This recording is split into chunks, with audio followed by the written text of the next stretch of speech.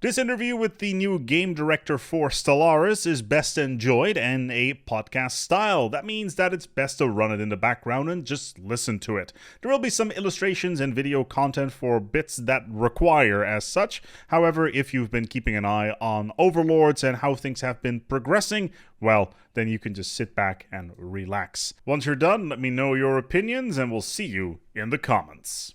It's been about a year now since we've done one of these. Originally, the plan was to do these more often, but Stephen, things have changed a little bit since the last time we spoke. Back the last time, we were essentially going from a game designer point of view, as you were a senior game designer over at the Stellaris team at the time. But now you have gotten yourself promoted in the last 6 months, so feel free to introduce yourself as the new game director for Stellaris. Well, thanks for having me. Yeah, as you said, I'm Steve Murray.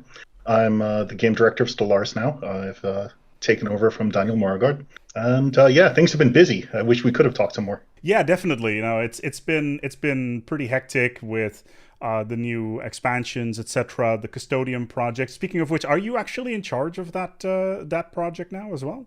I am now. Before, I was mostly leading the expansion team for Overlord.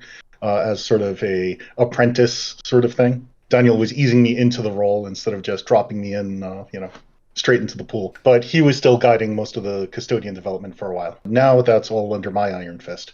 On the topic of Daniel, but also going even further with Martin and even Henrik, when it comes to Stellaris, obviously the game has been out for quite some time and hasn't been in development for even longer than that. And you are now essentially the fourth game director, and that obviously comes with your own vision of what the game should look like, and having to struggle with the producer trying to get everything up and running and make sure that the world works the way it does. When it comes to your vision when it comes to Stellaris, especially going into the next few years for the game, is there anything in terms of your vision that you would want to tell our dear viewers? I actually end up with sort of an easy role here because Daniel left the game in a very good state for me. The game is, in the best shape it's been in years. The custodian team was just the greatest idea ever. And the game has been just getting better and better every patch. I'd like to continue that trend, obviously. Yeah, we've been around for 6 years, and I think that, we can continue building and making the game better for years to come. People are excited about the custodians. The sentiment is high, and there's a reason for that, because they really are finding all the things those little pain points and quality of life things that we're missing, and have been addressing them. Yeah, I'm sure that there's going to be a GDC talk on this particular topic at some point, because it's definitely a very good program, and I don't think I've seen it anywhere else in the industry where you have two parallel teams, one that's essentially working on quality of life and the other one working on the actual core of the game in such a manner. So it's definitely very refreshing to see. When it comes to the future of the game, though, obviously you're working with a framework, right? So Stellaris by itself is a very large game. It has a lot of systems in place, a lot of features, and you're kind of, to a certain extent, you're kind of forced to deal with the ghosts of the past, so to speak, when it comes to building new things for the game and seeing where the holes in the world still lie. Are these things that you struggle with when it comes to reworking the vision of the game and what direction you and the team wants to go into? I mean, those specters of technical debt from the past, they lurk and they're scary. But we try to work sort of with them. Stellaris is a game that has never been afraid of changing old systems just because that's the way they are. And we've done that repeatedly over the last few years. I don't have quite as much of a taste of radical redesigns as many, but I do think that there's still a lot of things that we can improve and work on. Like a combat rebalance is something that would be on my wish list at some point. Or a ground forces rebalance, maybe? Well, how about we look at battleships and corvettes first? All right, no, that's fair. That's fair. It does fit better within the overall scope of the game, doesn't it? Yeah, ground combat is... It is something that we recognize as, something that's not super great. It's okay, but it could be better. It's also not the primary focus of what I see as the important parts of Stellaris. The space fantasy, going out there, exploring the universe, and just that sense of wonder. I mean, invading the planets and all, it's important, and that's why I don't think that we're going to end up, cutting it like some people suggest on the forums. If there are incremental improvements to be made, I think that that's worth investigating. But it's not the type of thing that I would want to dedicate huge amounts of resources to when I could do something else. Yeah, of course. It's always a case of, cost and benefit when it comes to the features that you're working on. Is there any is there one big bugbear where you're just like, this is something that really needs to change? You don't need to go into details, but maybe like point us in a certain direction where it's like, yeah, if I had my way and we had the resources for it, I change this. Let's see, the two biggest things that are on my hit list there. Well, no, that'll become a promise, won't it? No. It's as if you had the resources and you had the time, hypothetically, what would you want to tackle rather than making any promises? Like similar to Martin's list of things, of his wish list that he had a very long time ago.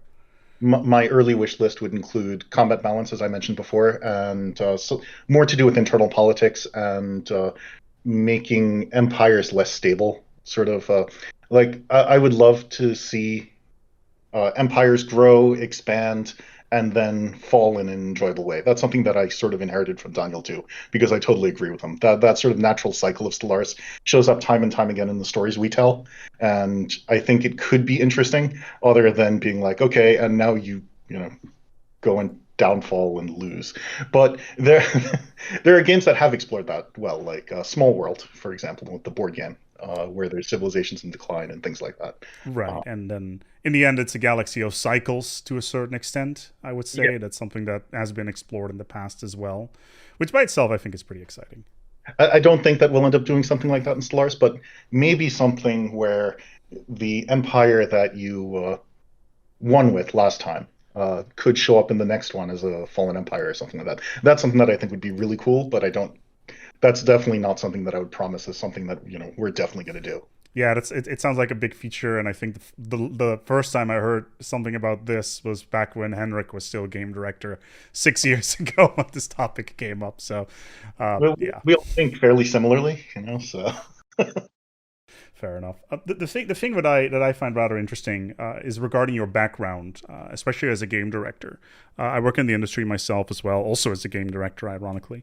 And when I look at your background, specifically as like a technical lead, a game designer, working a lot on the back end, potentially some front end as well, and now being in a game director position, how much impact does that have on the overall prototyping process? Like you can go in and build a prototype quite quickly together with a game designer, and then bring them to front end and back end and making sure that everything works properly.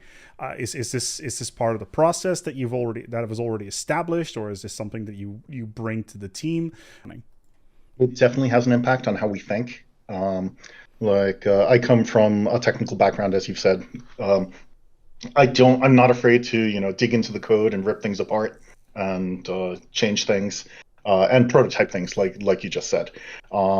This showed up a couple times during my time as a game designer here on Stellaris because auto resettlement and things like that. I just went into the code and was like, what happens when I change these things? Experiment, iterate, and there's a faster sort of cycle if you can do a lot of the things yourself. Now, that means that I don't have quite the same skills at UX user experience as Daniel did, and that also shows sometimes. I'm much more. I may be sometimes getting bogged down in the numbers and the technical details and things like that, rather than some of the other elements of game design, I guess. Yeah, it's very much leading from the front in this particular case, I would say. With that out of the way, I would like to take some time to talk about Overlord, the upcoming expansion for the game. When did you guys start thinking about this? Because I know that you came on board around the same time of Lithoids, and I think a lot of the viewers will know you as a game designer due to essentially completely overhauling the way the trait system works for species packs. But when did Overlord really start rumbling? Was it like, how long ago did this already come in? Like, how long is the planning for these sort of things? Well, we were thinking about thinking about what we're going to do next back during Nemesis and even before. Actually, yeah, I guess even back to Federations. We sort of discussed, okay, here's a list of features that we're interested in exploring, and how would we do some of this? And some things move from expansion to expansion or just pushed off into the infinite future. During Federations, we came up with some of the ideas of friendly diplomacy, that sort of getting along with people. We also had some negative diplomacy aspects that eventually evolved into the espionage system, that obviously got pushed out to Nemesis. Some of these other things like vassalization contracts and negotiations like that, we discussed briefly during Federations, but were realized, okay, we're not going to have the time to do this justice. So that got pushed forward.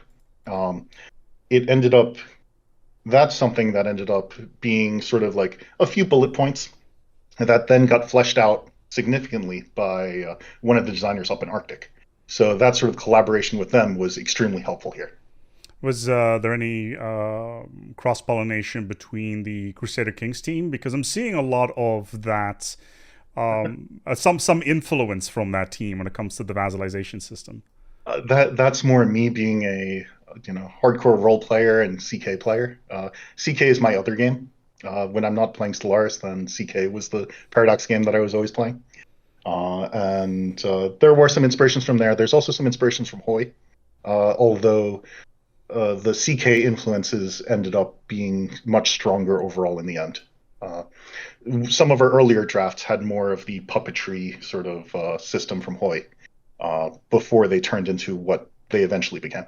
So initial prototypes could have been a bit more convoluted, and you go through this process of cutting what works, what doesn't work, etc. So that's a definitely. And also sometimes it's like, okay, here's option A, here's option B, here's option C. Which one do we like the most? Yeah, exactly. We're big on experimenting. Try something. If it's terrible, then discard it and move on to the next thing and improve it. Iteration is important. I mean, So with Overlord, the expansion itself very much feels like it's stacked on top of the game rather than running in parallel to add new systems. As an example, obviously the vassalization system was already in the base game. And with Overlord, there is a significant expansion on top of that. But also the orbital structures, the orbital ring, the quantum catapult, etc., all feel like systems that have already existed in one shape or another, and it feels more like a deepening of the Stellaris experience. Is this something that was intentional, or were you originally looking to add something that was completely new, similar to, say, the Nemesis system from the Nemesis expansion? I would say actually that we intentionally wanted to expand upon existing systems with this one rather than creating entirely new ones, although then we ended up with the specialist subjects that are fairly unique. And there's a bit of a balance between, here's some new things, here's some old things. We wanted it to stay familiar to you and still allow you to do all the things that you could do. That's why things like contract negotiations, for example, those are in Cepheus, because since we wanted, as one of our design goals, to make integration not a default thing, we need to give you the option to turn it back on if you have a subject, that sort of thing. Let's see. Enclaves, we've had those before. We wanted to make some more. The mercenaries were sort of the new thing there, where we originally were thinking, oh, these can be just sort of like the EU4 condottieri. And they were incredibly exploitable, and that caused them to go through a redesign in order to turn into what they are now. That's that iteration cycle that I was talking about before. Yeah, and I actually think that the PMCs are, they have potential to be super fun, because essentially you built this completely demilitarized galaxy that just hires everybody instead, which I think for pacifists could be particularly interesting. But then the final crisis comes in, and then everybody's screwed. I don't know whether or not you specifically have balancing issues with those sort of things. I mean, sometimes I just like to see what kind of chaos happens, No, actually, that is a balancing concern that we brought up with, especially with the Galcom resolution line, where everybody loses 80% of their naval capacity. Yeah, that one. Will they be able to stand up against the crisis? I'm not sure, but I'm sure some of you out there will. Yeah, no, that makes perfect sense as well. Then in addition to that, finally we're seeing orbital rings. It took long enough. It's I find it fascinating, really, because orbital rings are such a staple of sci-fi, and it has taken 6 years to actually get to this point. Now, ignoring the fact that they exist, does this mean that we're going to be seeing a more a larger focus within the future, potentially on pre-mega engineering, so to speak? That is something that I would like to explore more. I feel that mega engineering comes on too late and is too critical of a technology because there's so much cool stuff gated behind it. But since it's a tier 5 technology that has all of this stuff behind it as prerequisites, you don't get it until the late game where essentially you've already won many times. I want you to enjoy expanding your empire and building things much earlier than that. Yeah. Which is shown by the orbital ring and the hyper relays and things like that. Yeah, you're familiar with the gigastructural engineering mod, I would assume. Yeah, yes, of course. The things how they handle it is that a lot of these megastructures are built super early on and are slowly expanded upon over time. To put that into the perspective of, say, a megastructure within the main game. So an example here would be, for instance, instead of having a tier 5 technology mega engineering building a Dyson sphere, you can slowly over time, for instance, build a Dyson swarm and not get to that maxed out state until a later point. Is that the sort of direction that you're thinking in? We considered it, actually. We were thinking about making that sort of change specifically in 3.4. We decided to not to do that at this time because we didn't want to, let's see, how do we say it? Like diminish the grandeur of the megastructures themselves by giving them these lesser forms. But it is something that I'm going to be keeping in mind for future constructions and things like that. I'm kind of fond of filling up that mid-games area with interesting things to do. Yeah, and of course it'll be also interesting for origin-specific stuff. And this brings me to one thing that I've been reading around, or at least the impression that I'm getting from watching the Overlord's development as well, is that a lot of content seems to be available to everybody to the game, rather than making origins particularly specific. Obviously, Stellaris is very much a freeform game, and being able to specialize things or locking content behind origins or civics, etc., can be a little bit convoluted. But based on what we're seeing here with Overlord, are we going to see any origins that have specific content sitting behind them that is only accessible to them? Things like the Imperial Fiefdom do have some of their own storylines and narratives and things like that. Actually, most of the origins have some sort of content that is unique to them. But of course, that's sort of if you're playing with an origin, we're trying to move away from purely mechanical origins. We're trying to move away from those in order to have some sort of ongoing story and effects. So looking back at some of the Federation's ones, things like resource consolidation. Now we would probably expand that over a period of years rather than just being like, here's your world, that's the entire origin. Right, because it has no impact on the rest of the game. And origin kind of implies that this is a cornerstone of your society, therefore it should impact the entire game. Precisely. You should be feeling the effects of your origin even much later. So that's something that we've moved to relatively recently, and will likely be continuing to do so in the future. Mm-hmm, mm-hmm. So, quantum catapults. At what point did you think it would be a good idea to bring back the wormhole drive? In a little bit more of a convoluted way, I would say. But yeah, what's up with that? And what's the reasoning behind it? Well, it's not exactly the wormhole drive because you can't come back. The quantum catapult actually was one of the things on the Wouldn't It Be Cool docket that we have. Back when the Interstellar Assembly was made, one of the thoughts was that it would not be the Interstellar Assembly, it would be what became the quantum catapult eventually. It changed in design several times since then, but it was thought to be a long-distance travel megastructure originally. Here, I wanted it because I was looking at different complaints that people have, and one of them is often that the Pathoran swarm is coming in on the other side of the galaxy, and there's a xenophobe between me and there, and I just can't get there. It'll take me years to have an impact on this, and by that point, they'll either be overwhelmingly powerful if you've set the crisis strength up and stuff like that, or someone else will kill them.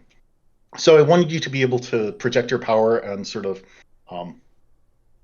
do it yourself, So I wanted to give you a way to bypass this, but I didn't want to make it too easy, which is why it has the scatter radius and things like that. It's a shotgun across the galaxy, basically. Yeah, and plus it was the first time we experimented with it in the little prototype. We were all giggling like fiends. It was so much fun. So we were like, okay, yeah, this is a good one. Uh, I've seen some people talking about how does this make things like the bulwark or defensive fortifications weaker because you can bypass them? Potentially, but there's enough of a scatter on it that you can't always be sure that you're going to land exactly where you want to be. Or even in the right arm of the galaxy. Yeah. I generally prefer to play on things like the spiral armed galaxies and things like that. I don't know about other people. I like how it creates geographic choke points and things like that. It's especially interesting with the quantum catapult. Do the ships actually split up, or do they land as a whole fleet? Like, is it like scattered all over the place, or? No, the fleet sticks together. But if you're sending 3 fleets together, they may not all end up in the same place. Okay, yeah, that makes sense. So there is still some logistic stuff going on there. How does that work with reinforcement as well? Like, do they reinforce through the catapult? Is there a recharge time? Like, what's going on there? So reinforcements still used MIA reinforcements that we added, a year or two ago at this point. Mm-hmm. The quantum catapult, we wanted it to feel like that the quantum catapult is having an effect on this. So that's why it has an empire-wide MIA reduction modifier.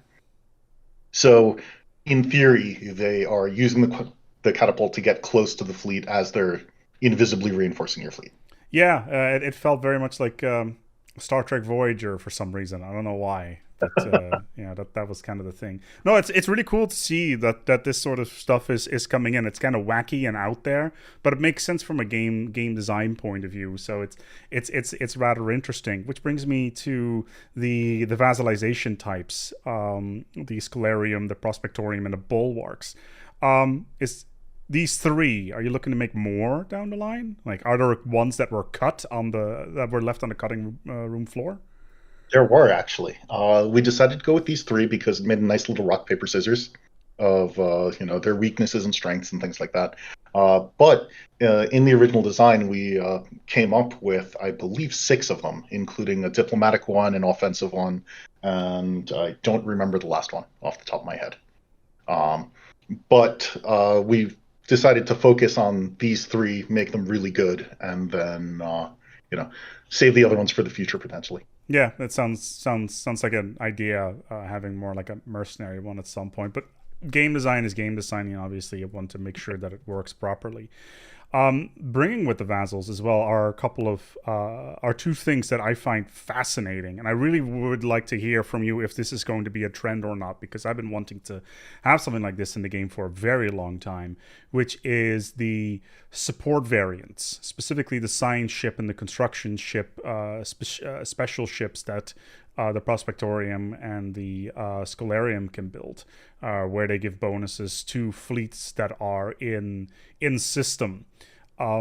It's a very large departure from the existing framework, and it kind of goes back to the aura system from the earlier versions of the game. Is this more of a test or see if people would like it and then expand on it with the aforementioned rebalance of ships down the line, or is this something that you just wanted to try out and this works? It's kind of an experiment. I will admit that one. We have the Titan auras and things like that, and some Starbase auras and things like that, but we wanted to experiment with the civilian vessels and these advanced versions just to see how does this feel? Is it enjoyable? Is it something that we want to continue exploring in the future? One of the origins that hasn't been revealed yet also touches this system. Cool. Then the topic from the last Dev Diary, the Hyper Relay Network.